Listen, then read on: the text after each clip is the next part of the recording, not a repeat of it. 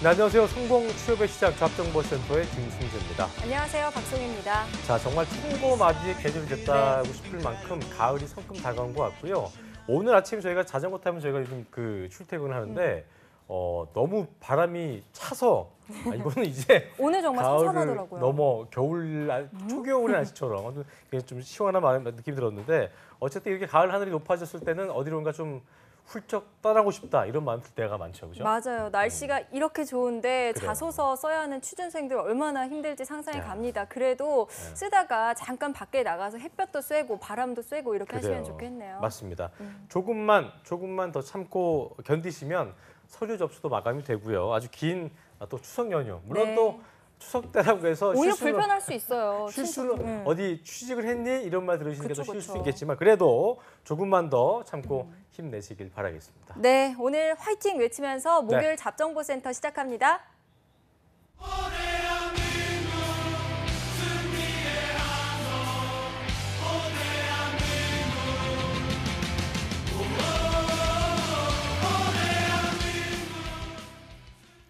네, 공채 공고 분석부터 채용 규모와 스펙, 경쟁률 분석은 물론 합격을 위한 모든 노하우를 대한민국 최고의 전문가들과 함께 자세하게 풀어보는 시간입니다. 공채 승리를 위하여 시간입니다. 이번 주 마감 임박을 앞둔 대기업 공채 합격 전략 요일별로 다루고 있는데요. 오늘은 어딜까요? 쓱입니다. 쓱. 예. 공유 씨와 우리 또 공효진 씨가 쓱 했던 신세계입니다. SGG. 신세계그룹 공채 합격. SSG인데요. SSG. SGG. 여기 잘못 써 있었어. 잘못 써 있었어. 그래서 GG. 함께 알아보실 분을 인사 담당자들의 선생님이시고요. 채용 시스템을 만드는 남자, CJ그룹 채용 총괄팀장 출신의 김태성 강사님 오늘도 모셨습니다. 어서 오십시오. 안녕하세요. 반갑습니다. 네, 쓱 나오셨군요. 예, 쓱 나왔습니다. 이번 주 CJ그룹 마감 때문에 정말 바쁘셨을 것 같아요. CJ그룹 때는 그 어느 때보다 많은 분들에게 바쁘지요.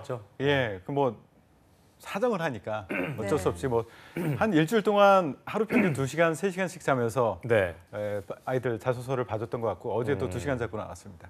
보통 하루에 전화를 몇 통 정도 하시나요? 이렇게 한참 때는 전화보다는 직접 찾아와서 말을 해주는 친구들이 더 많고요. 예, 그리고 온라인으로 또 해주기도 하고. 정말. 예, 전화는 조금 한가할 때 더 많이 하죠. 힘들겠네요. 알겠습니다. 자, 오늘은 이제 신세계그룹 하반기 신입채용 합격 전략을 다뤄볼 텐데요. 신세계그룹 하면 저희가 백화점 외에도 이마트, 백화점 그리고 요즘 핫한 저희가 조금 전에 말씀드렸던 그 인터넷 사이트 쓱.com이 떠오르는데. 계열사가 꽤 많이 있죠. 예, 계열사가 전체 한 33개 정도 돼요. 33개요? 예, 근데 이번에 공채 진행하는 것은 11개 가량 되고요.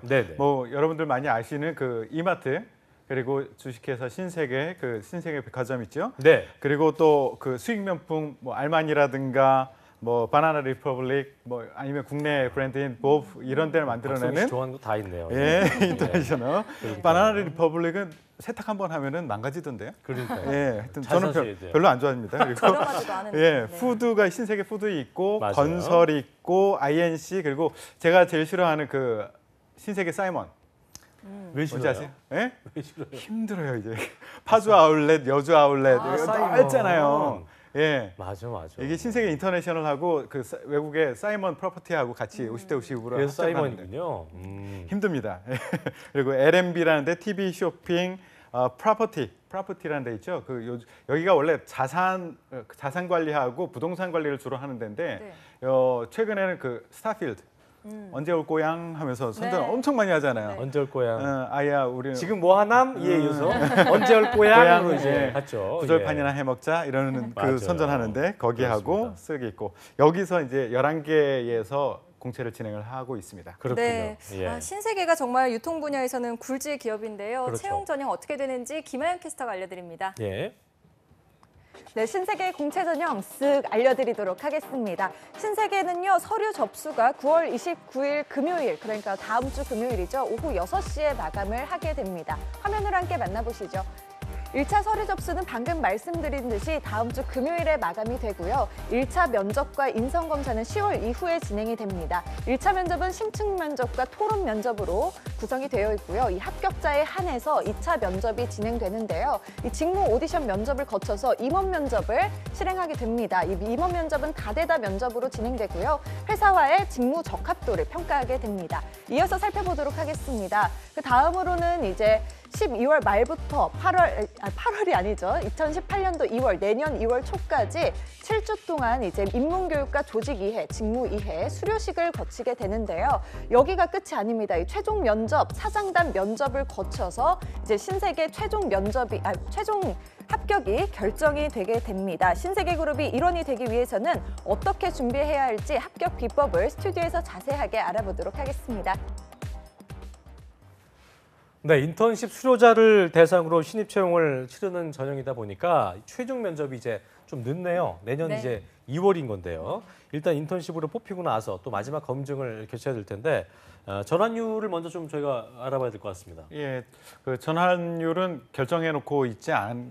그때마다 다릅니까? 예, 그러니까 마음에 들면 다 뽑을 수 있는 거고요. 아. 마음에 들지 않으면 적게 뽑을 수 있는 거고. 그래서 탄력적으로 운영하는군요. 정해놓지 예. 않고 뽑는데 그런데 그 경험치로 보면 거의 다 붙는다라고 보시면 돼요. 그래요? 굉장히 전환율이 높고요. 그러니까 특별한 결격 사유, 이상한 짓 하지 않으면 대부분 뽑힌다고 보시면 됩니다. 그래서 헷갈리시지 말아야 될 게 이게 인턴십과는 다른 거잖아요, 그렇죠? 이거는 그 채용을 나서? 정규직을 네. 채용하기 위한 전제, 채용 전제형 인턴십이기 때문에 네. 이거는 그 2월까지 갔다라고 하면 인턴십에 합격했다라고 하면 거의 정규직 문 앞에 다가와 있다. 한 발만 가면 된다. 특별히 특이한 결격 사항이 발견되지 않는 한 예. 거의 다 된다. 거의 다 됩니다. 그래서 아. 본인이 결격 사유가 있어서 떨어지는 경우도 있지만 본인이 하다 보니 이건 내 길이 아닌가 봐라고 해서 그만두는 경우들도 있습니다. 그걸 제외하고는 대부분 된다고 보시면 됩니다. 어떻게 알겠습니다. 보면 윈윈이 되는 그런 것 그렇죠. 같네요. 기업에서는 인턴십, 이런 류의 인턴십을 굉장히 활성화시키고 확대를 네. 하고 싶어요. 그런데 힘이 많이 들거든요. 네. 아이들을 데리고 한 2달가량을 지켜보고 또 가르치고 해야 되기 때문에 에너지가 많이 소요되는 그런 채용 전형이기 때문에 하고 싶지만 쉽게 하지 못하는 네. 그런 전형 방법입니다. 지켜보면서 이게 뭐 점수도 매기고 하나요? 점수 주죠. 예, 이게 우리가 그 채용 전형을 진행을 하면서 면접 막 40분 봤어. 그동안 이 사람을 알아내기가 굉장히 힘들거든요. 네. 그런데 2달 동안 지켜봤다라고 하면 모든 모습을 다 볼 수 있습니다.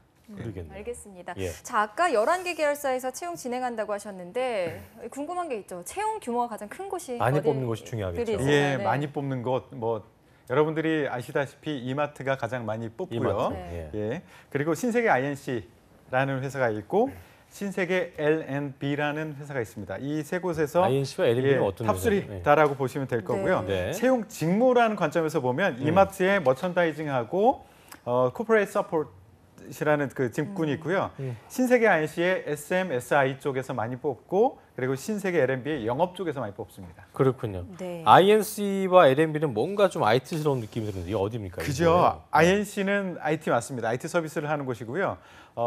그 계열사의 전산부가 있었던 거를 하나로 97년도에 통합을 했어요. 그래서 하나의 자회사를 만든 거고요. 그 안에 SM이라고 해서 시스템 매니지먼트에서 기존의 전산실들을 운영 관리하는 그런 역할을 하는 쪽이 하나 있고요. 전산실을 떼놓은 거군요. 예, 그렇죠? 예. 각각의 전산실 떼놓고 그 역할을 그냥 통합으로 같이. 하나의 회사로 뭉친 거예요. 또 하나는 SI 영역이 있는데요. SI는 외부 프로젝트를 하는 거예요. 우리가 이런 개발 능력이 있으니까 너희들 우리한테 맡겨봐. 우리가 시스템 개발해줄게. 이런 사업을 하는 그 두 영역을 가지고 있는 것이고요. L&B라는 것은 와인 좋아하세요?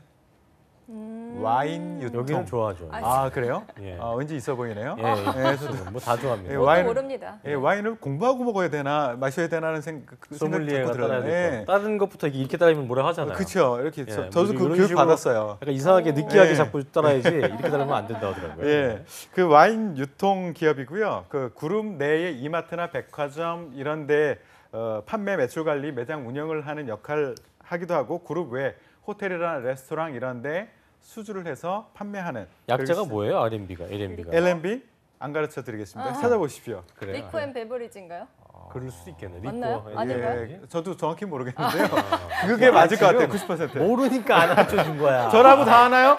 그러니까 이거 아주 그냥 모르셨구나. 아주 네. 뭐 어물쩍 구렁이 넣듯이 넘어가는데 여기서 네. 리코의 방송 그것도 잘하시네요. 쐐기를 박네요 또. 아, 참. 방송 잘하시네요. 네, 어쨌든 근데 이번 채용 그거 보니까요. 그래요. 적성 검사가 없어요. 그렇기 때문에 학생들 입장에서 부담이 좀 덜할 수는 있을 것 같은데 다른 부분에서 뭔가 어려운 부분이 있지 않을까? 그렇죠. 걱정이 이게 적성 검사는 없는데 인성 검사는 있습니다. 근데 이제 다른 영역이라고 하면 우리가 생각할 때 외국어를 많이 보지 않을까? 아니면 스펙을 많이 보지 않을까? 이런 생각을 하는데 외국어 요즘의 추세입니다. 그렇게 많이 보지 않고요. 다만 외국어를 보는 직무들은 있습니다. 몇 가지를 소개를 해드릴게요. 예를 들어서 이마트의 해외 소싱 당연히 보겠죠. 여기는 영어하고 무역 지식이 얼만큼 있느냐 이게 굉장히 중요합니다. 여기는 하는 게 국내에 아직 소개되지 않은 많은 신상품들을 발굴하고 수입해야 되는데 영어하고 무역 지식이 없으면 못 하거든요. 그리고 이마트의 신사업 전략 여기는 아예 우대사항에 딱 박아놨어요. 북미나 아세안 경험 또는 언어 능력 있는 사람들을 우대한다. 이렇게 딱 명시를 하고 있고요. 그리고 각 계열사의 스텝 직무들 있죠. 백오피스라고 하는 뭐 인사라든가 뭐 재무라든가 이런 쪽은 영어가 상대적으로 필요하고요. 또 하나 이제 스펙을 그래도 좀 보는데 아니면 덜 보는 데가 있지 않을까라고 생각할 수 있습니다. 스펙을 덜 보는 곳을 좀 몇 가지 소개를 해드릴게요. 스펙을 덜 보는 곳 이마트의 MD. 예, 여기는 스펙보다는 우리가 말하는 그 학교나 감이에요, 감? 그렇죠. 그거예요. 상품에 대한 전문성이나 안목. 지금 어떻게 가고 있고 어느 게 시장성이 높을까? 이것을 볼 수 있는 안목이나 센스 이런 게 더 중요한 거죠. 예. 그리고 신세계 푸드의 리테일 매니지먼트. 이쪽은 영업력 그리고 영업력이 상대적으로 중요하고요. 제가 싫어하는 사이먼 이쪽의 리테일 매니지먼트. 여기는 점포 운영을 지원하고 마케팅을 해야 되는 능력이에요. 그렇기 때문에 커뮤니케이션 능력이라든가 고객 지원 능력, 고객 중심의 사고 이런 것들이 상대적으로 더 중요하고요. 신세계 L&B 영업 여기도 마찬가지로 친화력이라든가 소통. 그러니까 우리가 제가 지금 소개해드렸던 이 영역에서 학교가 무엇이 중요한지, 학점이 무엇이 중요한지, 영어가 무엇이 중요한지 상식적으로 생각해 보시면 이해가 될 겁니다.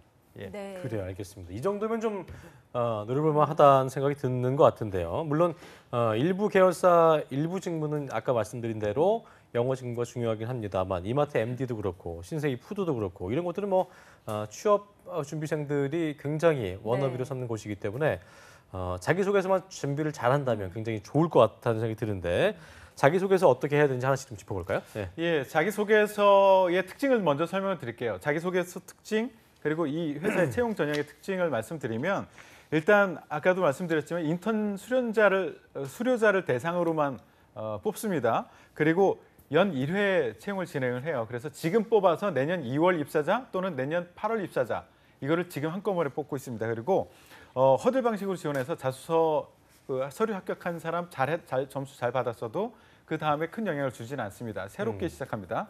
그리고 자소서의 특징을 보시면 일단 지원 계열사와 직무별로 질문이 다르지 않습니다.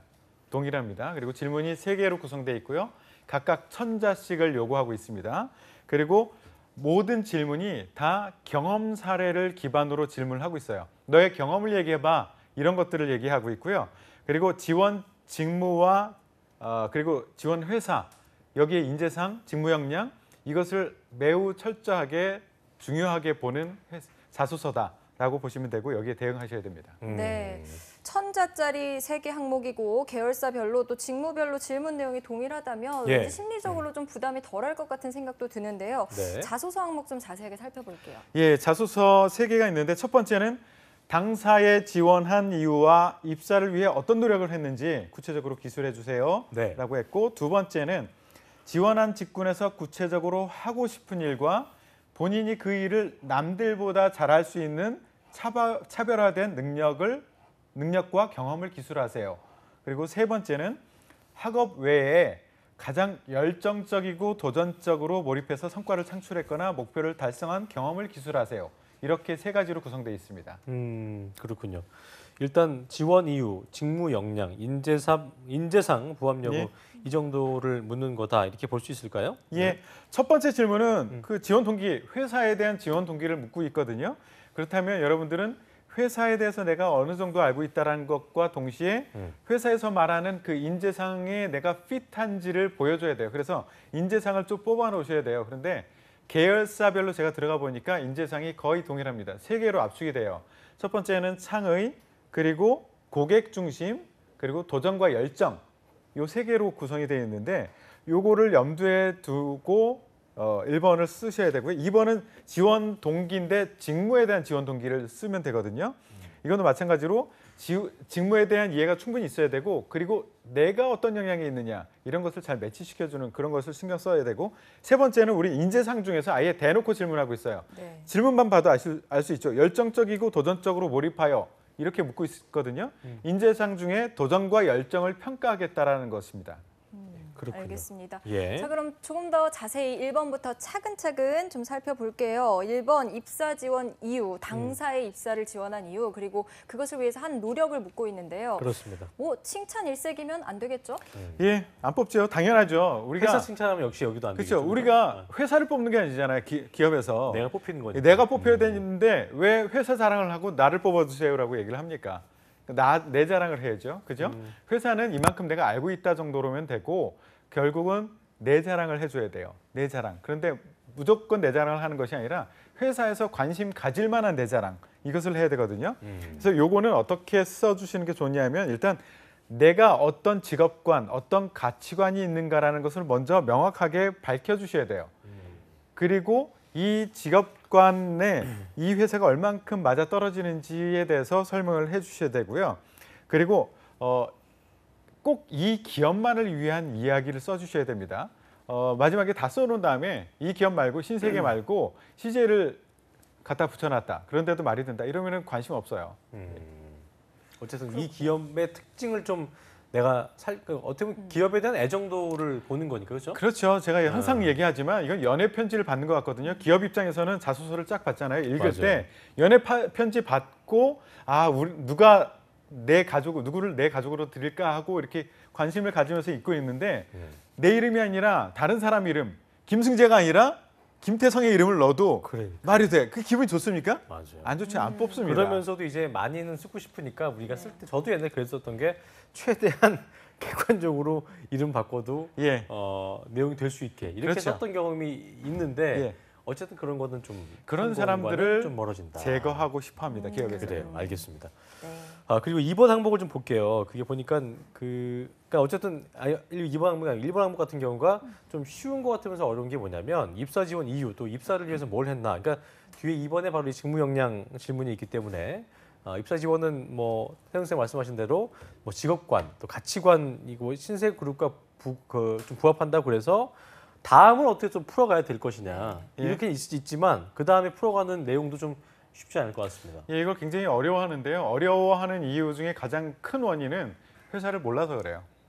회사가 어떤 회사이고 어떤 비즈니스를 하고 있고 작년에 매출은 어떻게 구성을 했고 지금 닥친 리스크는 무엇이고 어떻게 전략을 펼쳐나가는지 이거 모르는 상태에서 회사에 대해서 잘 아는 것처럼 그러니까 연애 편지를 쓰는데 상대방을 잘 모르지만 나는 너를 사랑해라고 얘기하는 게 말이 안 되듯이 이게 어려운 이유가 회사를 모르고 쓰기 때문에 어려운 경우가 대부분이에요. 그래서 회사를 일단 잘 아셔야 되고요. 아까 얘기했듯이 글의 흐름을 제가 추천해 드릴게요. 이런 구조로 쓰면 가장 읽는 사람에게 잘 읽힐 수 있거든요. 첫 번째는 아까 얘기했듯이 나의 직업관, 가치관을 먼저 앞에다 땅 박아 놓으시고 그다음에 지원한 회사에 대한 분석 내용을 그 다음에 집어넣어 주세요. 네. 그리고 나서 내 직업관과 지원사가 이만큼 부합해요 라는 것을 얘기해 주고 내가 왜 이 회사에 들어갈 수 있느냐, 그러니까 뽑아주세요가 아니라 내가 뽑힐 만한 가치 있는 사람이라는 것을 나의 지식과 경험, 이 두 개 축을 가지고 설명을 하십시오.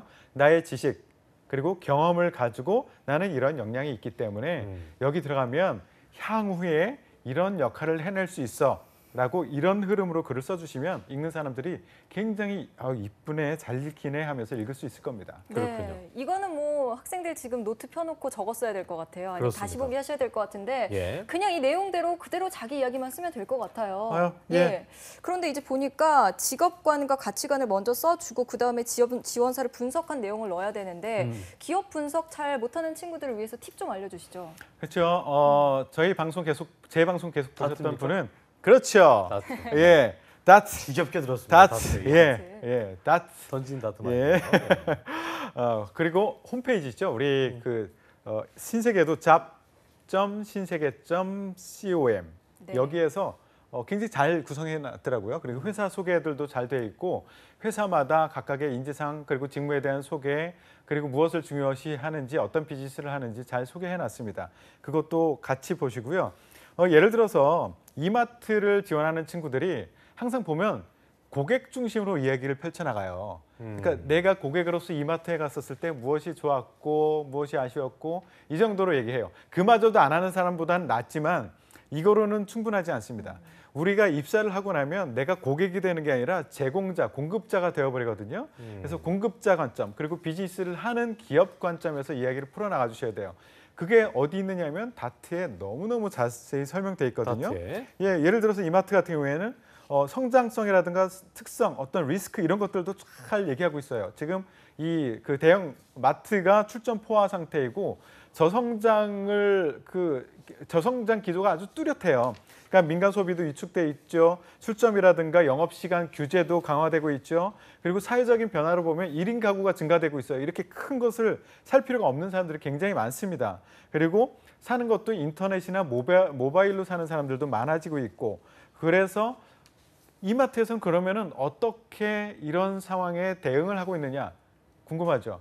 이것도 또 다 다트에 설명이 되어 있습니다. 우리 이마트에서는 뭐 온라인 판매 그리고 창고형 마트 그리고 뭐 트레이더스 같은 그런 것들을 확대하고 전문점이라든가 복합 쇼핑몰 그러니까 스타필드 같은 데다 입점을 시켜버리는 거예요. 아니면 터미널이라든가 백화점, 전문점, 이마트를 합쳐서 그 안에서 또 매장을 열기도 하고 그리고 자체 상품을 개발하고 해외 소싱을 강화하고 이런 식의 전략들을 상세하게 설명하고 있습니다. 여러분들 고객 입장에서 이마트에 가서 이렇게 보면은 이런 것들이 나오지가 않거든요.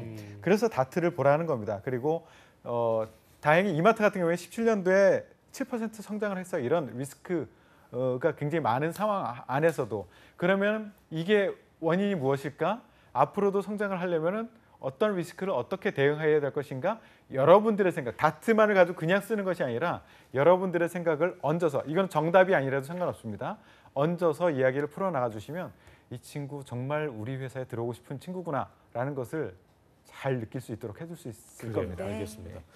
자, 2번 항목을 좀 살펴볼 텐데요. 1번 질문과 좀 연결이 되는, 그러니까 스토리텔링이 좀 돼야 되는 부분인 것 같은 게 1번에서 입사를 위해서 어떤 노력을 했는가라고 물은 반면에 2번이 이제 그렇다면 네가 우리 회사 들어와서 어떤 걸 하고 싶으니 그리고 또 그 일을 남보다 잘할 수 있는 뭐 어떤 능력, 경험이 있니? 그러니까 본인들의 어떤 경험을 구체적으로 묻는 거기 때문에 1번과 연장선상에 좀 있다고 볼 수 있겠네요. 그렇죠. 예, 1번, 2번 다 지원 동기라고 보시면 되고요. 2번은 직무에 대한 지원 동기인데 마찬가지로 이 직무를 하고 싶습니다 얘기하는데 이 직무가 뭐 하는 것인지를 잘 모르는 친구들이 굉장히 많습니다. 그래서 직무를 이해하되 중요한 거 현실적으로 이해를 하셔야 돼요. 현실적, 유통기업이기 때문에 이거 직무에 대한 이야기를 쓰도록 하는데 구체적으로 하고 싶은 일이 뭐야 라고 묻고 있는데 보면 내용 중에 분명히 쓴 친구들이 있을 겁니다. 아시아 넘버원의 유통기업을 만들겠다. 이런 식의 얘기를 쓰는 친구들이 있어요. 그거는 회장님도 못해요. 그렇기 때문에 여러분들은 현실적인 얘기, 특히 고객 접점에서 일을 해야 될 일이 많은 친구들은 현실적으로 어려움들을 내가 충분히 알고 있다. 그것을 보여주셔야 되고요. 입사 후에 직무 수행을 하는 과정을 하루 일과 정도를 이렇게 좀 상상을 해보세요. 아침에 가자마자 전날 매출 보고서를 올리고 그다음에 회의하고 그다음에 매장에 방문해서 어떤 일을 하고 이런 식으로 해보는 거예요. 그러면서 만약에 여기서 평가 항목 중에서 소통 이런 게 있다라고 하면 그냥 소통 이렇게 쓰지 마시고 내가 이마트를 지원했어. 그러면은 이마트에서 일어날 수 있는 소통의 형태는 어떤 것이 있을까? 그렇게 상상하고 그 소통을 이야기를 해주셔야지 이 친구가 환상을 갖고 접근하는 친구가 아니구나. 글로벌 넘버 원의 회사를 만들겠다 이런 얘기 안 하겠구나라는 생각을 하고요. 그리고 요거를 또 내가 현실적으로 잘 알고 있다는 것을 보여줄 수 있는 또 하나의 팁은 해당 직무, 해당 회사에서 자주 사용하는 용어를 많이 써주시면 돼요. 특히 IT 쪽. IT 쪽. 예, IT 쪽은 걱정하고 저한테 질문하는 친구들이 많아요. 선생님, 저는 뭐 자바라든가 데이터베이스의 오라클 쪽이라든가 뭐 SAP 쪽에 FI 모듈을 많이 썼었는데요. 이거 자소서에 쓰면은 못 알아듣지 않을까요? 너무 잘난 척한다고 생각하지 않을까요? 라고 생각하는데 그렇지 않아요. 다 알아들어요. 여러분들보다 수준이 훨씬 높은 사람이 자소서를 평가를 하거든요. 그렇기 때문에 전문적인 용어를 써야 될 곳이 있으면 마구마구 쓰십시오. 나 이만큼 이 직무에 대해서 이 회사 비즈니스에 대해서 잘 알고 있다는 것을 보여줄 수 있는 그런 팁이 될 수 있습니다. 아까 좀 딱 든 생각이 그 이제 MD 직군 같은 경우는 예. 요즘 이렇게 블로거들 많이 하잖아요. 근데 그렇죠. 이제 생활 아이템 같은 거 소개하는 블로거들이 예. 있기 때문에 그런 거를 평소에 해오신 분들은 되게 좋겠네요. 유리합니다. 그거 그런데 이제 부랴부랴 3개월 전부터 시작한 친구들 안 되고 이제 이런 친구들은 안 되고 오랫동안 굉장히 많은 팔로워들을 확보한 그런 친구들이 있어요. 그런 친구들은 굉장히 유리하죠. 그러니까요. 네, 알겠습니다. 알겠습니다. 해당 직무에 대한 현실적인 이해 그리고 실제 사용되는 용어들 많이 활용하라고 말씀해 주셨습니다. 내가 하려는 일에 대해서 알고 있지 못하면 네. 일단 뭐 불가능하다는 것 좀 저희가 기억하시면 좋을 것 같습니다. 네, 자 그러면 예. 이번 항목 글 구성 어떻게 가져갈지 아까처럼 딱딱 짚어서 말씀해 주시죠. 예, 일단 맨 앞에 좀 정의를 해야 될 게 있어요. 이 직무를 수행하는 데 필요한 역량은 무엇이다라고 맨 앞줄에다가 정의를 해놓으세요. 그리고 나서요. 이거는 어떻게 할 수 있느냐면 홈페이지에 다 나와 있거든요. 약간 두 가지 구조군요. 그렇죠. 예. 이런 게 이 직무를 수행할 때는 가장 필요해라고 딱 박아놓고 자 그럼 지금서부터 내가 그게 있다라고 얘기해 주면 되는 거 아닙니까? 내가 그게 있어라고 얘기를 해줘야 되는데 뭘 가지고 얘기를 해줘야 되느냐? 아까 얘기해 줬죠. 두 개의 축이 있습니다. 나는 이런 지식이 있고 이런 경험이 있기 때문에 이런 역량이 있어 라는 것을 그 뒤에 나의 얘기를 해주는 거죠. 그렇게 해주면 아주 깔끔하죠. 네, 알겠습니다. 어쨌든 뭐 그 기본적으로 이 일에 대한 그 정의를 좀 내리고 그 다음에 관련돼서 내가 어떻게 해왔는가를 딱 적으면 된다. 예, 네. 중요한 거는요. 또 하나 제가 말씀드리고 싶은 거는 경험을 쓰라라고 많이 하고 기업에서 경험을 중요하게 생각한다라고 하니까 경험을 무조건 나열하는 친구들이 있어요. 그런데 중요한 것은 경험을 쓰고요. 그걸 고르고 필요 없는 것을 과감히 버리는 작업도 필요해요. 네. 예를 들어서 재무를 지원하는 친구들이 봉사활동을 그렇게 많이 적는 친구들이 있어요. 재무하는 거하고 봉사활동하고 관심 없고 뽑는 사람들은 관심 없거든요. 그러니까 경험을 쭉 내가 나열을 리스트업을 해놓고 그리고 여기서 관심 가져야 할 만한 역량과 연결시켜줄 만한 그것만 남기고 나머지는 과감하게 버리십시오. 그게 굉장히 중요합니다. 네. 그 미련 갖는 분들이 있어요. 저도 예전에 그 소재 같은 경우는 이것도 괜찮아 보이고 저것도 괜찮아 보이지만 결과적으로 전문가들이 봤을 때는 다 괜찮다는 거. 그래서 네. 과감하게 좀 버릴 수 있고 직무와 최대한 연관된 경험들을 좀 엮어보는 그런 과정이 필요할 것 같네요. 네, 예. 자 이번에도 거의 다 떠먹여 주신 것 그렇습니다. 같은데요. 예. 이번 항목에서 또 점검할 포인트 있다면요? 마지막으로 점검할 거 항상 제가 중요하게 말씀드리는 거 이름 바꿔라. 직무명을 바꿔보십시오.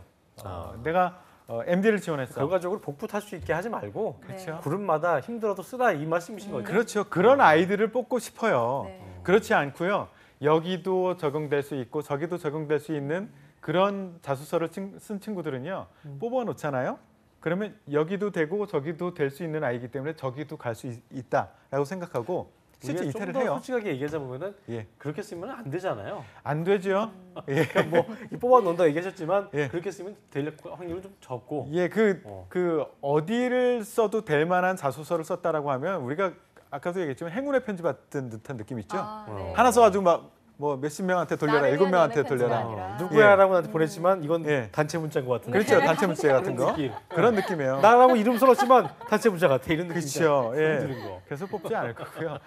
꼭 우리 회사, 꼭 이 직무에 맞는 자소서를 쓴 친구, 그 정도의 열정, 그 정도의 성의가 어떤 있는 성의. 친구를 그렇죠, 성의. 아 우리가 그 예를 들어서 그 명절 때도 제가 그래요. 항상 야 이거 단체 문자를 적어놓고 전달을 해야 되나? 네, 그렇죠. 네. 아니면 일일이 써야 되나? 저는 근데 개인적으로 항상 일일이 보내는데 잘하고 있습니다. 이렇게 되면은 엄청 답장이 많이 오는데 예. 단체 문자는 예. 답이 안 와요. 예, 근데 지난 설에 저한테 문자는 안 하셨대요.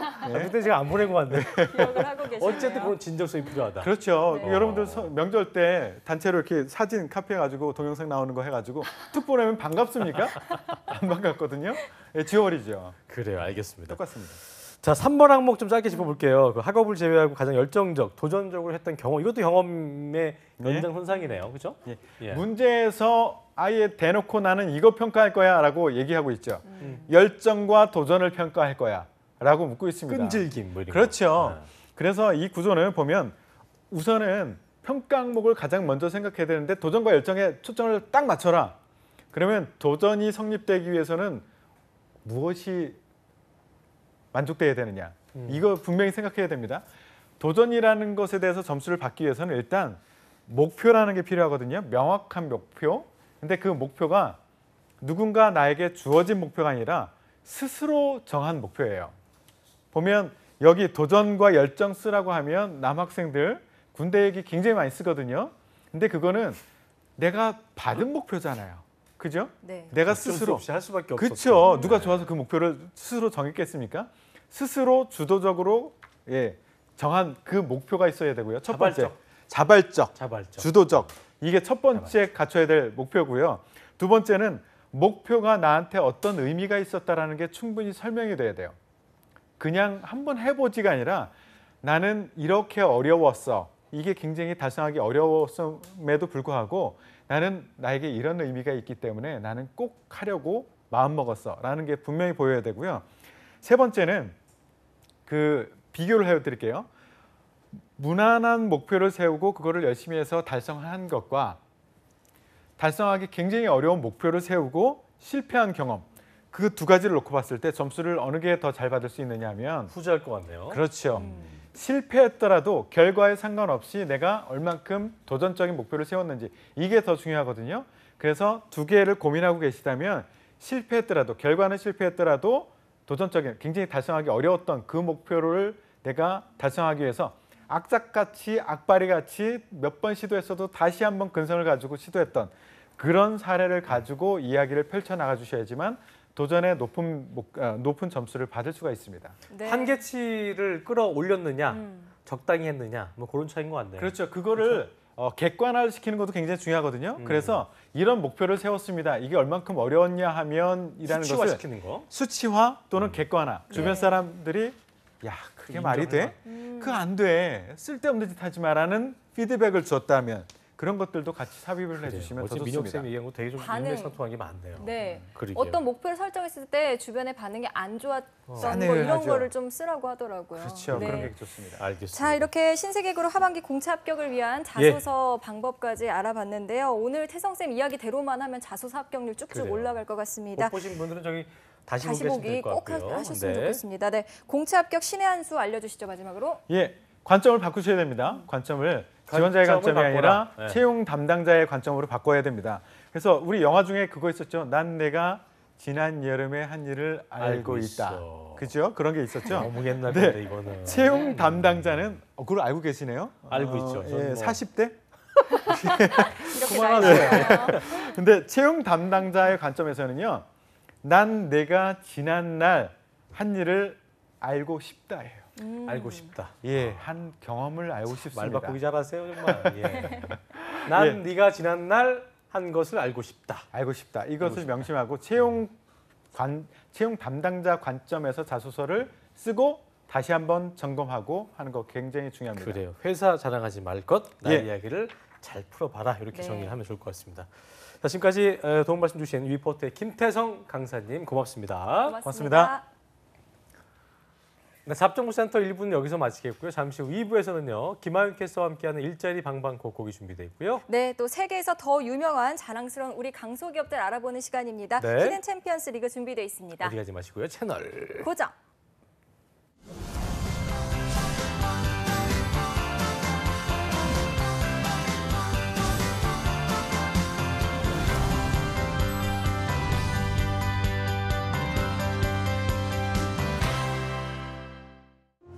이번 것만 잘 부탁해. 그리고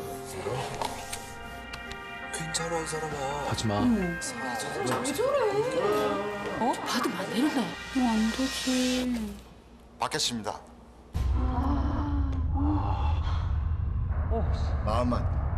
마음만 받겠습니다. 청렴한 마음과 거절하는 용기. 우리 모두의 바람입니다. 당신은 능력자입니다. 손가락만 까딱하면 누군가를 울릴 수도, 아프게 할 수도, 포기하게 할 수도 있습니다. 하지만 당신은 누군가를 기쁘게 할 수도, 행복하게 할 수도 있으며 다시 뛰게 할 수도 있습니다. 손가락만 까딱하면. 온라인 댓글, 당신은 어떻게 쓰시겠습니까? AVCNC 신입사원 최윤선입니다. 컨설턴트 선생님들에게 현실적인 조언을 얻을 수 있었던 게 좋았어요. 취업 준비하느라 힘들고 어떻게 해야 될지 막막했을 때 그 길을 알려주는 내비게이션 같은 방송이었습니다. 한국 직업방송을 보면 취업의 길이 보입니다. 채용 정보부터 합격 꿀팁까지 한 번에. 쫄지 마! 너에게는 한국 직업방송이 있잖아! 청년 취업, 한국 직업방송에서 해결하세요.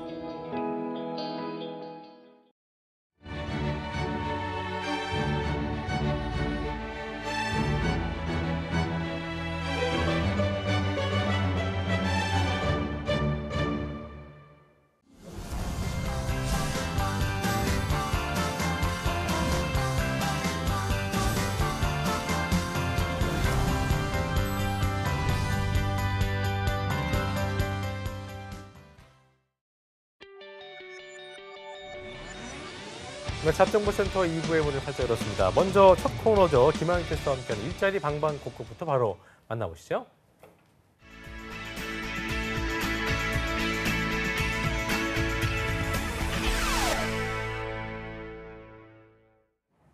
네, 오늘 우리 동네엔 어떤 일자리 소식이 올라와 있을까요? 매일매일 전국 각지의 생생한 채용 정보를 알려드립니다. 일자리 방방곡곡, 오늘은 강원도로 떠나보도록 하겠습니다. 박정아 주무관님 전화 연결돼 있습니다. 안녕하세요.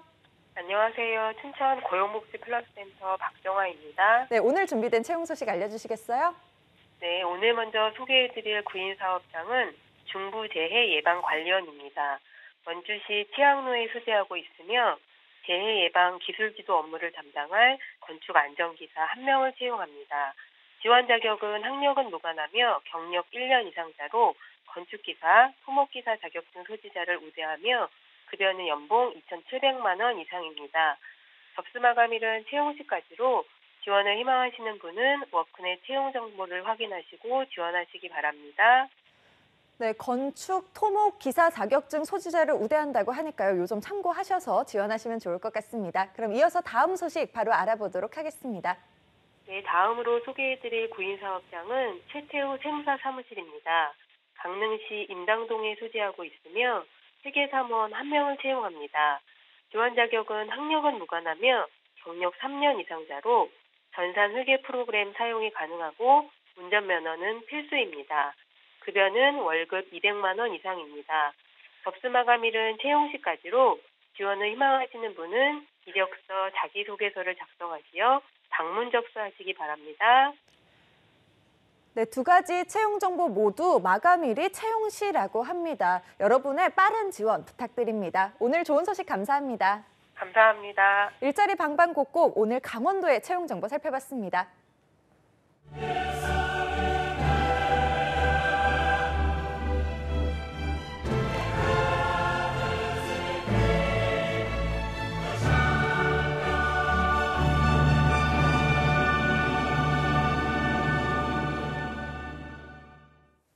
자, 이번 시간은 해외에서 더 유명한 대기업보다 훨씬 더 높은 성장률을 가진 또 회사와 내가 같이 커나갈 수 있는 강소기업들의 채용 정보를 알아보는 시간입니다. 히든 챔피언스 리그 시간입니다. 네, 히든 챔피언 기업의 좋은 정보를 모아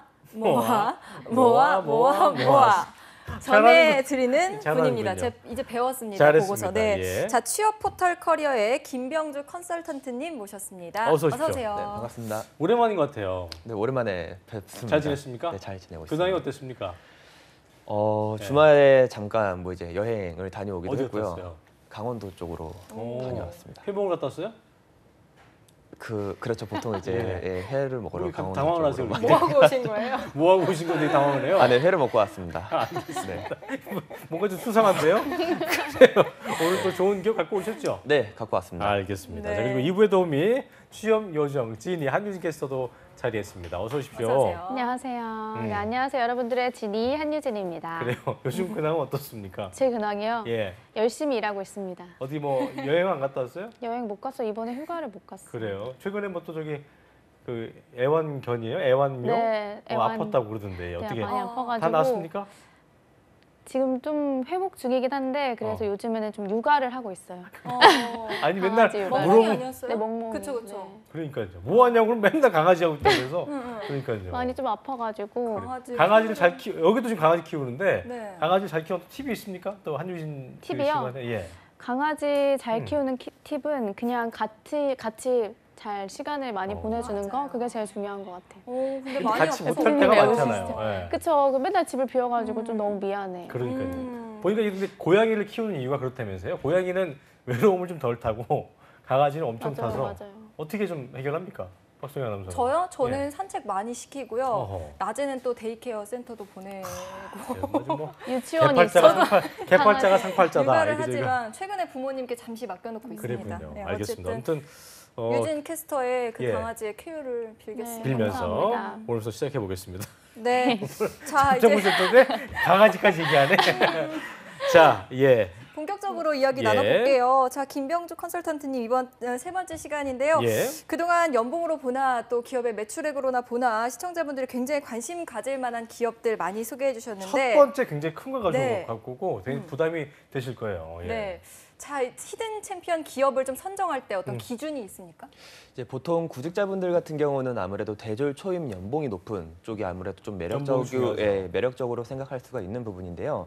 그런 것보다도 성장 가능성이 무한한 가치가 있는 우량 매출 챔피언 기업들을 많이 소개해 드리려고 합니다. 이런 곳 같은 경우는 보통 국내뿐만 아니라 해외에서도 그 가치를 인정받는 곳들이 많고요. 네, 내부 경영 부분에서도 탄탄한 부분이 많기 때문에 구직자분들이 회사 생활을 할 때 좀 더 안정적으로 다닐 수 있을 거라고 생각이 듭니다. 그게 그 주식하시는 분들 중에 이게 가치 투자하신 분이 있거든요. 장기 투자하신 분들이 있는데 그런 분들이 여기 나오는 기업을 이렇게 딱 매수하시면 또 굉장히 좋은 기업들이 많이 있어서 또 팁이 될 것 같습니다. 자, 그래서 오늘 히든 챔피언이 또 기대가 되는데요. 오늘 소개해 주실 히든 챔피언 기업은 어디입니까? 네, 이번에 소개해 드릴 기업은 2004년 4월에 설립되어서 현재 서울시 금천구에 본사가 있으며 주로 휴대폰, 자동차, ATM용 카메라 모듈 제조 사업을 다루고 있으며 이외에도 지문 센서 모듈, ADAS 시스템 사업을 다루고 있는 MC넥스라고 기업입니다.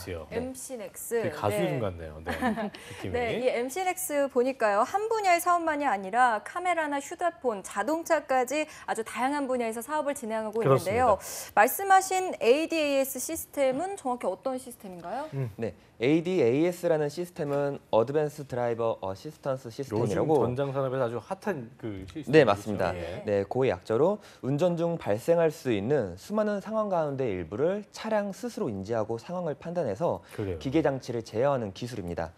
초기에는 차선 이탈 관련된 정보를 제공하는 정보였지만 기술이 발달함에 따라 지금은 전방 추돌 경보, 앞차 출발 알림, 신호등 변경 알림 등 다양한 기능을 선보이고 있습니다. 그렇습니다. 네, 더불어 최근 차량의 성능이 점점 고도화됨에 따라 말씀드린 ADAS 시스템은 전 세계에서 지금 주목하고 각광받고 있습니다. 그리고 저희가 이제 뭐 뉴스에서 최근에 뭐 안타까운 사건 중에 하나가 이제 뭐 뒤에서 후방 추돌 때문에 있었던 그 사고들이 많이 있는데 이런 어떤 그런 것들 때문에 이런 전방 시스템 어떤 그 추돌 경보 시스템이 점점 더 좀 중시화되고 있는 상황인데 그렇다면은 MC넥스의 이런 뛰어난 제품들은 어떤 기업들에서 사용하고 있는지를 소개를 좀 해주시죠.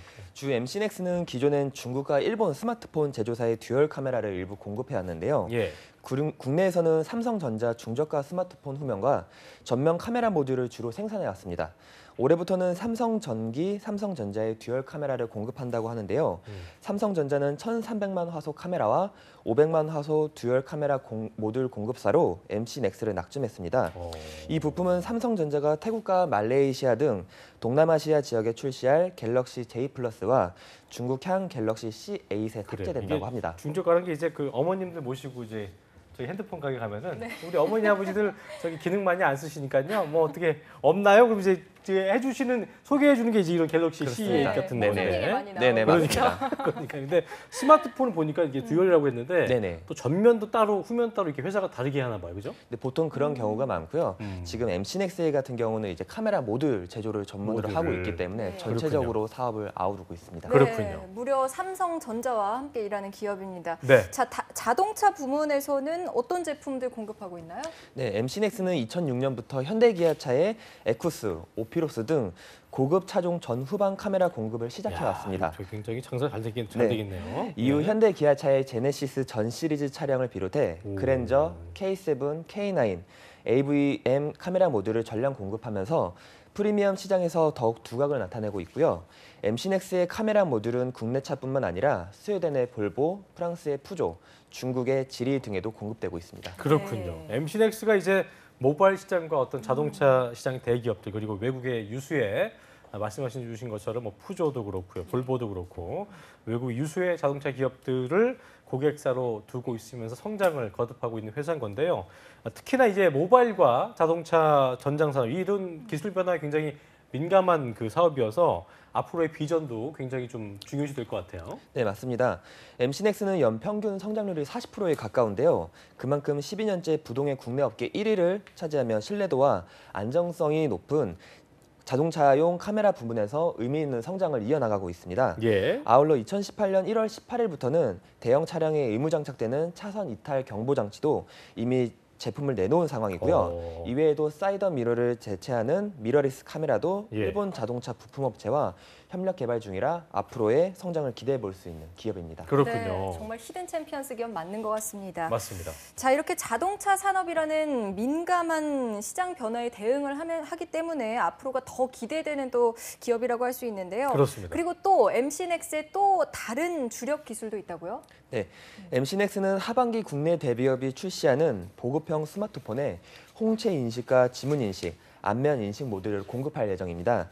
이미 2015년 생체 인식 보안 솔루션 개발을 시작했고 지난해 하반기 출시한 삼성전자 갤럭시 노트 7부터 홍채 인식 모듈을 공급해왔습니다. 이외에도 차량용 스마트키나 시동 버튼, 도어락 등 생체 보안 수요가 점점 느는 추세인 만큼 생체 보안 모듈 사업은 카메라 모듈 사업과 더불어 MC넥스의 주력 사업으로 지금 발전하고 있습니다. 네. 지문이나 홍채 인식 기술이 이제 뭐 대세가 되고 있는 상황이어서 더욱더 수요가 많아진다는 건 앞으로도 뭐 기정사실화, 자명한 사실일 텐데요. 그동안 MC넥스에서 어떤 노력들을 좀 기울여 왔는지 자세히 좀 짚어주시죠.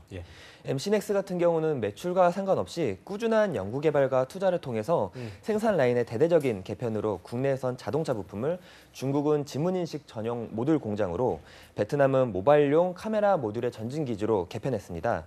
이렇게 공장 개편 과정에서 올해 투자를 많이 해 높은 매출 상승률에 비해 영업이익에서는 다소 떨어지는 부분이지만 투자를 많이 했기 때문에 그렇죠? 올해 개편을 완료한 만큼 내년부터는 생산이 배가 될 예정이고요. 앞으로 경쟁력이 더욱 좋아질 예정입니다. 그렇군요. 네. 꾸준한 투자와 개발을 통해서 기술력을 성장시키고 또 경쟁력을 높이고 있는데요. 이런 최고의 기술을 선보이는 MC넥스라는 기업은 이 히든 챔피언 카테고리 중에 어떤 분야에 속하죠? 네. MC넥스는 히든 챔피언 카테고리 중 우량 매출 챔피언에 속합니다. 우량 매출 챔피언. 네, 현재 몇 년 동안 동종업계에서 부동의 매출 1위 자리를 지키고 있고요. 2위 기업과는 매출액이 무려 6배 차이가 날 정도로 매출에서 뛰어난 성과를 보이고 있습니다. 네.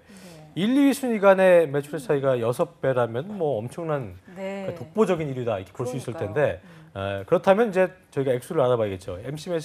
MC넥스의 매출이 어느 정도입니다? 네, MC넥스의 2016년 기준 매출액은 3,990억이고요. 엄청나군요. 네, 당기 순이익은 마이너스 80억이었습니다. 그렇군요. 자, 매출액은 정말 훌륭한데요. 반면에 당기 순이익이 마이너스 80억이면 플러스라도 좀 적다고 그랬는데 마이너스네요. 네, 좋다고 볼 수 없는 것 같기도 한데 그런데 우량 매출 그 챔피언이라고 하셨잖아요. 네네. 당기 순이익 마이너스면 이거 남는 게 있어야 될 거 아니에요? 네, 시청자분들도 좀 많이 우려할 수 있는 부분인데요. 당기 순이익이라는 것은 해당 기간 내 그 기업의 순이익을 말하는 것입니다. 그래서 순수익이 마이너스가 됐다고 하더라도 기업이 어떤 분야의 사업을 진행하고 있느냐에 따라 충분히 유동적일 수가 있는 부분이라고 이해하시면 좋을 것 같습니다. 그렇군요. 자, 그렇다면 MC넥스의 경우에는 어째서 당기 순이익 마이너스가 된 건지 이유가 분명히 있을 거라는 얘기죠. 네, 좋은 맞습니다. 곳에 투자를 했을 거니까 이번 연도에도 흑자 전환이 될 수 있는 건가요? 네, 충분히 가능하다고 예상이 되고요. 일단 그 작년 하반기 같은 경우는 최대 실적을 거듭하다가 지난해 휴대폰 시장 침체로 모바일 부문 매출이 악화되면서 실적이 부진했습니다. 하지만 MC넥스의 경우는 이런 매출의 연봉과 그 상관없이 그 개발과 연구 부분에 공격적인 투자를 통해서 최근 3년 동안 지문 홍채 인식 등 기술에 꾸준히 투자한 결실이 올해 본격적으로 나타나기 시작했는데요. 따라서 1년 만에 흑자로 전환에 성공을 할 예정이고요. 최근 MC넥스의 대표와 진행한 인터뷰 기사를 보면 지난달 지문인식 모듈이 처음으로 월 생산 300만 개를 돌파했고요. 지문인식 모듈에서만 매출이 1,000억 원을 달성할 것으로 보아 17년 단기 순이익 부분에서 무리 없이 흑자 전환이 예상이 됩니다. 그렇군요. 네, 또 아울러 좀 전에 16년 기준 매출액이 3,990억이라고 말씀을 드렸는데요. 17년 상반기 매출만 놓고 본다면 전년 동기 대비 65% 증가하여 올해 상반기에만 3,140억 원의 매출을 올렸습니다. 그래요. 네, 어떤 위기를 기회로 삼는 기업이 바로 이 MC넥스라는 기업이 아닐까 싶은데요. 자, 흑자 전환에 성공한 MC넥스에 대한 히스토리도 궁금해집니다. 그렇습니다. 이 회사에 대한 연역을 한유진 캐스터가 알려드립니다. 네, MC넥스의 연역을 살펴보도록 하겠습니다. 2004년에 주식회사 MC넥스 법인을 설립하고요. EM-AF 카메라 모듈을 개발합니다. 네, 그리고 다음해 2005년에 세계 최소형 VGA 카메라 모듈을 개발하고요. 2007년에 SQ 인증을 획득합니다. 그리고 2년 뒤에는 5천만 불 수출의 탑을 수상하고 2010년에는 홈 DVR 출시와 8M 액추에이터 개발을 완료합니다. 2011년에는 푸조 자동차용 카메라 공급과 월드클래스 300기업에 선정이 되고요. 2012년에는 16M 액추에이터 개발 완료, 그리고 코스닥 상장을 이뤄냅니다. 또 2014년에는 R&D 연구개발센터를 상해에 설립을 하고요. 2015년에는 고용 창출 100대 우수기업에 선정이 됩니다. 그리고 또 3억 불 수출의 탑도 수상을 하게 되고요. 이 외에도 일자리 창출 지원 우수기업 대통령상을 표창하는 등 이 MC넥스는 끊임없는 기술 개발을 통한 도전과 혁신으로 변화를 주도하고 있는 기업이라고 할 수 있겠습니다. 그렇군요. 자, MC넥스가 개발에 많은 공을 들여왔고 또 3억 불 수출의 어떤 탑 달성을 이룬 만큼 매출액도 굉장히 뛰어나다 볼 수 있을 텐데요. 자, 그렇다면은 이전에 이제 이윤정 아나운서의 카테고리였는데 네. 물어봐 주세요. 예, 가장 중요한 겁니다. 예. 얼마 줍니까? 네, 현재 채용 중인 모든 부문의 연봉은 회사 내기로 나와 있는데요. 2016년 기준으로는 작년 초임 연봉이 2,300만 원이고요. 평균 연봉은 3,450만 원입니다. 평균은 이제 그 위에 분들하고 이제 물타기 된 거니까 이제 큰 의미가 없는 거고 2,300이면 좀 작네요. 좀 예. 네, 조금 처음에 3,900짜리 갖고 오시더니 이제 점점 쭉쭉 떨어지는데 보니까 매출이 발전함에 따라 연봉이 오르지 않을까 싶습니다. 그렇죠. 그래. 생각보다는 알겠습니다. 조금 낮아서 아쉽지만 그래도 계속해서 발전하는 회사인 만큼 좀 멀리 보고 그래요. 경쟁력을 좀 알아가는 시간이었어요. 그러면 앞으로 연봉도 늘지 않을까 좀 기대를 해봐야겠네요. 그러니까요. 자, MC넥스 채용 전형에 대해서 진이 나와주시죠. 네. 네, 현재 MC넥스는 대대적으로 채용을 진행하고 있는데요. 신입과 경력직을 두루 모집하고 있습니다. 우선 신입 모집 부분 살펴보면 영업 및 부품 개발, 기구 설계, 총무, 품질 보증, 생산 관리, 생산 기술 부분에서 채용을 진행하고 있고요. 경력직 모집에서는 베트남 주재원, 그리고 소프트웨어 개발, 자재 관리, 영업 부분에서 채용을 진행하고 있습니다. 접수 마감일을 살펴보면 9월 24일 24시 마감이긴 한데요. 마감일이 부분별로 상이하기 때문에 꼼꼼하게 이 부분을 확인해 주셔야 할 것 같습니다. 네, 그리고 근무지는 베트남 주재원을 제외하고는 모두 본사인 서울에서 근무를 하게 된다고 합니다. 자세한 채용 정보 알고 싶으신 분들은 MC넥스 홈페이지에서 확인해 주시면 될 것 같습니다. 자, 마감일이 이제 그 3일밖에 남지 않았습니다. 네. 지원을 원하시는 분들이 있다면 빠르게 지원해 주셔야겠고요. 아까도 말씀드렸습니다만 이제 또 연봉이 적다고 그래서 늦지 않을 거 하지 마시고 그렇죠. 미래 성장성을 좀 보시면서 그렇죠. 지원하시면 좋을 것 같습니다. 자, 병주 쌤, 그리고 지원을 할 때 이 외에 또 참고할 사항이 있을 것 같아요. 네, 현재 다양한 부분에서 채용 중에 있는데요. 대부분 필수 자격 요건은 없습니다. 관련 직무에 따라 관련 학과, 관련 경력이 있으면 우대받을 수 있고요. 다만 시스템 개발, 인베디드 개발, 비전 알고리즘의 소프트웨어 개발 관련 채용 부분은 관련 경력 3년 이상이니 참고해 주시면 되겠습니다. 네. 영업 관리 부분은 특별한 요건은 없지만 전장 영업의 경우는 업무 특성상 영어 회화 능력이 필수입니다. 영어 회화가 필요하군요. 네네. 베트남 주재원의 경우는 생산 라인에서 근무하다 보니 외국어 부분은 필수가 아니지만 관련 전공 및 경험이 있다라고 하면은 우대 받으실 수 있습니다. 네. 네, 이번에요. 베트남 주재원에서 근무할 경력직도 채용을 하고 있습니다. 그렇습니다. 아무래도 외국에서 근무를 하려면 회사에서 직원들에게 좀 복리후생이나 이런 게 좀 제공돼야 할 것 같은데 어떻습니까? 네, 맞습니다. 베트남 주재원의 경우는 생산 기술 및 생산 관리 직무가 있는데요. 근무지 특성상 눈에 띄는 복리후생들이 굉장히 많이 있습니다. 우선 주재원 수당 지급이 별도로 이루어지고요. 주택 수당 지급, 자녀 학자금 지원, 출퇴근 교통 지원, 숙박 숙식 제공, 연 2회 항공권 지원이 이루어집니다. 네, 수당과 주택 지원 등의 다양한 복리후생이 있어서 외국 주재원 근무를 원하는 분들한테는 뭐 도움이 되지 않을까 생각이 듭니다. 네. 자, 그렇다면은 끝으로 채용 절차를 좀 짚어볼까요? 네, 채용 절차는 단순한 편입니다. 서류 전형, 실무 면접, 임원 면접, 최종 합격 순으로 이루어지게 면접만 딱 되어 있습니다. 2번 있군요. 네, 그렇죠? 맞습니다. 예. 네, 그러면 입사 지원할 때 좀 주의해야 할 사항이 있다면 어떤 게 있을까요? 네, 입사 지원은 각 취업 포털을 통해서 지원이 가능하지만 현재 채용 부문별로 마감일자가 다르기 때문에 반드시 마감일자를 확인하신 뒤에 지원을 하시면 도움이 많이 될 것 같습니다. 알겠습니다. 자, 주식회사 MC넥스 오늘 병두쌤께서 소개해 주셨는데요. 끝으로 추천 이유 다시 한번 짚어주신다면 어떤 게 있을까요? MC넥스는 매출 다변화를 높이려 한 분야에만 머무르는 것이 아니라 시장의 수요에 앞서 고객 다변화에 안정적인 실적 성장세를 이끌어 나가고 있습니다. 게다가 자동차용 카메라 모듈 사업에서도 전후방 블랙박스 수준에 머물던 공급량이 최근 고급 차종을 중심으로 어라운드 뷰 시스템을 적용하면서 차량 한 대당 전후방을 비롯해 차체 양옆과 양 사이드 미러, 루프터까지 최대 7대의 카메라 모듈이 활용되고 있고요. 스마트폰의 듀얼 카메라 경우에도 스마트폰 한 기당 한두 개가 들어가던 카메라 모듈 공급량이 3-4개로 늘어나면서 교포제를 맡고 있습니다. 이에 관심 있는 지원자분들은 적극적으로 지원해 보시면 도움이 많이 될 것 같습니다. 그래요. 어쨌든 뭐 연봉을 떠나서 고인물이 아니라 계속 개발해가면서 또 흐르는 물이 되고 있는 기업이기 때문에 앞으로 성장성을 더 기대하시면 좋을 것 같습니다. 함께 성장하고픈 분들은 꼭 지원해 보시길 바랍니다. 그렇습니다. 자, 오늘 취업포털 커리어의 김병주 컨설턴트 또 한유진 캐스터 고맙습니다. 두 분 고맙습니다. 자, 1시간 또 아주 기분 좋은 시간이었는데요. 내일은요, 한국직업방송과 잡코리아TV의 콜라보레이션. 내일 마지막 시간인데요. 9월 마감 임박 기업들을 총망라해서 마지막 합격 전략을 저희가 짚어드리겠습니다. 네, 그렇습니다. 한국직업방송 홈페이지 잡코리아TV 두 곳에서 온라인 생중계되니까요. 금요 스페셜 꼭 본방사수 부탁드립니다. 자, TV와 인터넷, 모바일로 생중계가 되고요. 실시간 채팅으로도 궁금증도 해결되니까요. 많은 분들의 참여 부탁드리겠습니다. 네, 저희는 오늘 여기서 인사드릴게요. 감사합니다. 네, 고맙습니다.